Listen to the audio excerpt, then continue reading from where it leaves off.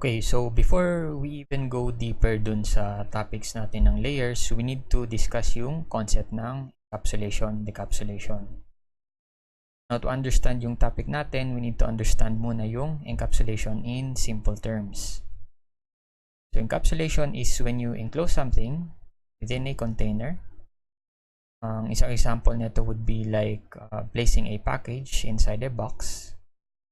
Or let's say when you place a letter inside an envelope and perhaps place the envelope again sa isa pang mas malaking envelope, encapsulating it further. Decapsulation of course is yung kabaliktaran lang nun. So when you open up yung envelope, you will find the inner envelope, and then decapsulating it further means opening up yung inner envelope para makuha mo yung original letter sa loob. Okay, so yung concept na to is quite close dun sa paano natin hinahandle yung data through the network. But instead of envelopes, we use yung tinatawag nga natin na headers. And then similar to how we use addresses to indicate yung intended recipient as well as yung return address kapag nagsusulat tayo ng letter, we also use addresses in our headers. The difference is yung addresses natin is related to computers and applications. Okay, so let's go through yung encapsulation process step by step. So we have numbers on the left, as you can see here. So in traditional OSI layers, we alternatively call yung layers by the number of yung position nila. Okay, so we'll start with yung physical. Okay, so alternatively we can call it as the layer 1. So the data link layer can be called as layer 2. The network layer can be called as layer 3. And the transport layer can be called as layer 4. Now, if you remember dun sa OSI model, yung application layer is actually nasa position 7. Okay? But since you've noticed, we are following yung TCP/IP model dito, we're just going to give yung application layer the number 5. Since wala naman yung session and presentation layer dito sa model na to. Okay? But although we will be referring to it as yung number 5, we don't necessarily call it as layer 5. Okay? So, ang typical tawag pa rin sa application layer is layer 7. Okay? Okay, so yun. So, let's begin. So, we have yung application natin dito. Siya yung magpo-produce ng data natin. Okay? We will have the application data dito sa number 5. Okay? And then we'll work our way down pababa, papuntang physical. Okay? So now, dito sa layer 4, since the application has requested access dun sa network, mag-open siya ng socket and pass the data down dun sa transport layer. In this case, ang gamit natin is TCP. Okay? Yun. So, once yung TCP has attached its header, the TCP segment is now ready to be transmitted across yung network natin. So, kailangan na nating ipasa yung TCP segment down to the network layer. Dito na tayo. So, layer 3 na tayo. At the network layer, it will be attached with an IP header. Okay? So, nakita nyo nadagdag yung IP header dito. Then, the IP packet, okay? So, remember, network layer, packet na siya. It will be ready for transmission out to the physical network. Okay? So, doon na tayo pupunta dito sa baba. Layer 2. It will be handed down dun sa data link layer where an Ethernet header will be attached. Okay? And then from that point, yung frame is ready na for transmission. So, given that, yung bits natin, okay, the zeros and ones dun sa frame, can now be converted into actual signals on the physical medium. Dito yon sa layer 1. Okay, so we now go to the decapsulation process, and as you can see here, the process has been reversed. Okay, so we can assume na we are already in the other side of the communication, which is yung receiver. Okay, so here we have yung layer 1, right?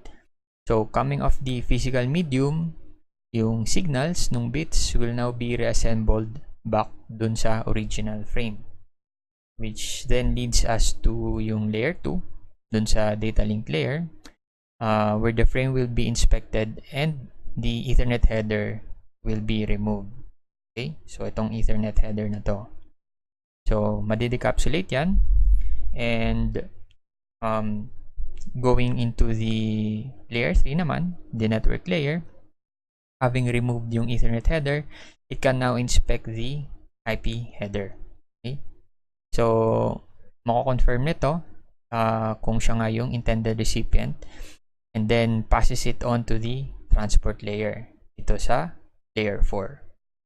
Now in the transport layer, it looks at the TCP header, so as what we have here in our example, it checks yung destination port and maps it to kung ano man yung application na nagli-listen dun sa port na yon.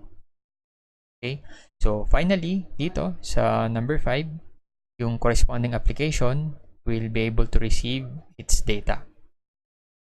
Now if the receiving application has to respond back dun sa sender, then the whole encapsulation and decapsulation process repeats again. Pupunta naman sa opposite direction. Alright, so here we have yung data flow diagram natin ulit. So babalikan natin siya. We've already gone through this dun sa understanding the layers of the network webinar natin. However, ang expectation ko is magkakaroon kayo ng new perspective dito sa diagram na to, kasi we just discussed yung encapsulation and decapsulation process. So let's use yung example natin na we've been using so far, which is yung Google search. Okay, so dito sa left side natin, we have our application here, which is trying to communicate to another application at the other end dito. So we know that this is our computer, since we know that yung applications reside on both the sender and the recipient. Okay, so here on the left side is our sender, and here on the right side is our recipient. Okay, so yun. So yung dito sa left side, we have yung browsing application natin. It needs to send data across the network towards Google's web servers on the other end, dito sa right side. Okay, so in the same way we discussed our encapsulation topic, yung data natin will be passed down to the transport layer. Okay, so it will get its transport layer header and gets passed down to the network layer. Okay, however, as you can see here, yung diagram natin is purely using TCP/IP model terms. So we are calling it the internet layer instead.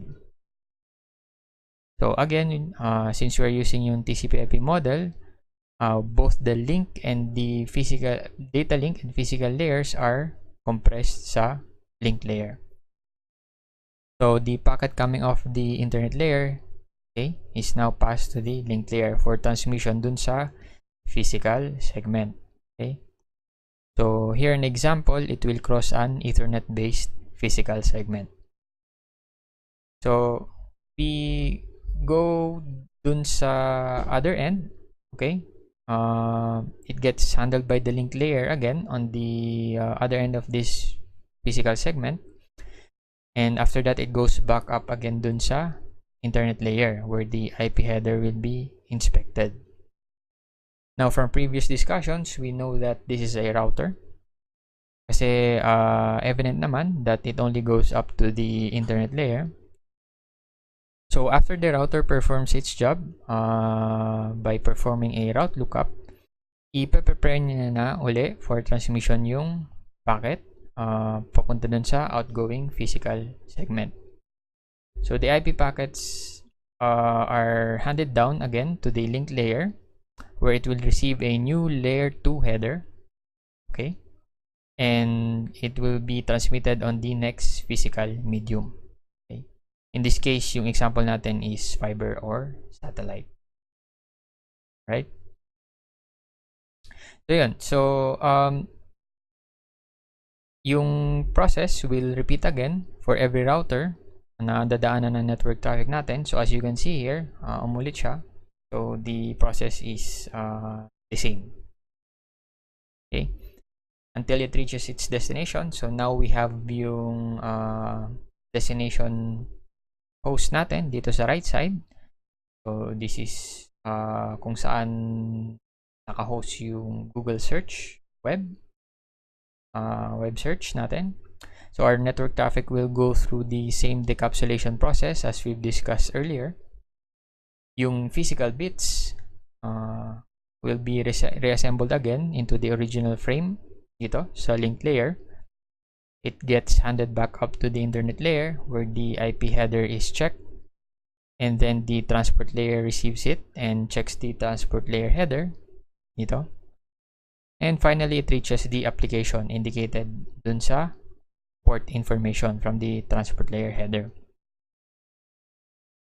So as you can see, using this whole end-to-end process, we are able to establish communication between the two applications, okay, residing on different computers across the internet. And then the transport layer functionality dito at both ends, okay, makes this virtual connection between any applications between two hosts possible.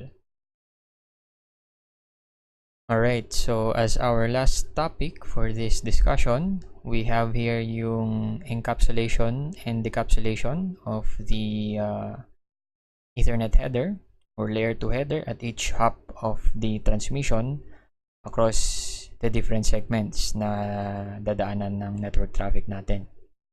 So we visualize yung encapsulation decapsulation process, which happens on the routers where our traffic goes through once in transit na yung traffic natin. So this is similar dun sa data flow diagram natin in the previous slide. We have an example with 5 steps here, okay? So let's start with yung dito, yung step number 1. As you can see here, the traffic is being transmitted and it enters the first router dito sa left. Okay? So here, pag na-receive na siya at step number 2, it gets processed. Yung Ethernet frame is removed or decapsulated. So this is so the router can inspect yung IP header. Okay? So dito naman sa step number 3, after the router has made its routing decision by looking at the IP header, it needs to replace the previous decapsulated Ethernet header with a new one. Okay? So totally bago siya, mapapalitan. This will be the new Ethernet header for transmission on the next physical segment. So, okay. So, itong nasa gitna. Okay. So, yun. So, yung step number 3 natin dito, if you would notice, is exactly the same as how we started in step number 1. Okay. So, maybe you'll expect, and perhaps you're right, dito sa step number 4, it will just repeat yung step number 2 all over again. Okay? So, decapsulating the Ethernet frame from step number 3 and inspects the IP header to make a routing decision. And of course, obviously, yung step number 5 will be the same step as 1 and 3.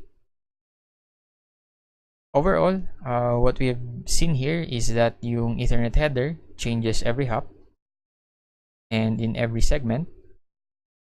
Now that we have thoroughly discussed yung encapsulation and decapsulation, we can now proceed to the deep dive discussions for transport, network, and data link layers.